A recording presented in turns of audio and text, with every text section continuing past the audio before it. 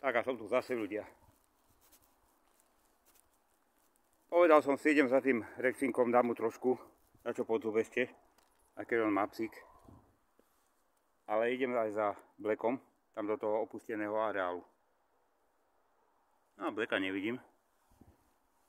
Tak si, či Blacka, Rexika. Rexino! Rexi, poď! Poď sem, Rexinko! To som ja. Vidíte, už beží. No poď môj, poď. Očku som ti niečo doniesol. Počkaj. Tu ti to dám. Aj si. Rexinko, tak sa najed. Tu pri Rexovi nejde o to, že Rexinko najed sa. On má jedla dosť, jemu dávajú, vidíte, je to, hovorím rýchlo, potom mi píšete, že ma nerozumiete. Je to areál Petersonu, takže tu mu ľudia dávajú.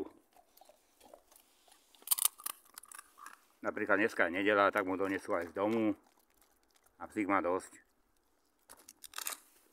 A ozaj, aby som nezabudol, Vladko, Drevko? No Vladík, pozdravujem ťa. Chcel si, aby som ťa pozdravil do videa. Keď budem s Alešom Bejrom, tak ťa pozdravím tam. Tam do Pardubic sa chystám asi až. No, do Vianoc tam pôjdem. No, ľudia. Tak vidíš, Vladko, a ty vidíš. Teraz som pri Rexikovi, on sa volá Rony. To je tu stážny pes, Rony. Ale ja som mu dal také meno. Rexo. Lebo vyzerá presne ako Rex, akurát má krajšie sfarbenie pre mňa. Aj, to je asi tak 50 kg vlčák. Som povedal, že povahu má asi ako stieňa. Môže mať tak 3 roky. Taký hravý je, nenormálne sme sa skamarátili. No dobre, daj si ešte. Či už si to zjedol? Počúvaj, ja idem za tým. Počúvaj, ty rozťak. Tu je, vidíte ho? To je rozťak.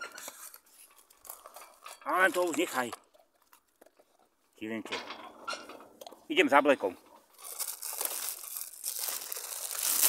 Ľudia, tak ja to zatiaľ vypnem. Tu budem pokračovať cez tie pesy. Po tebe tak si musím svietiť.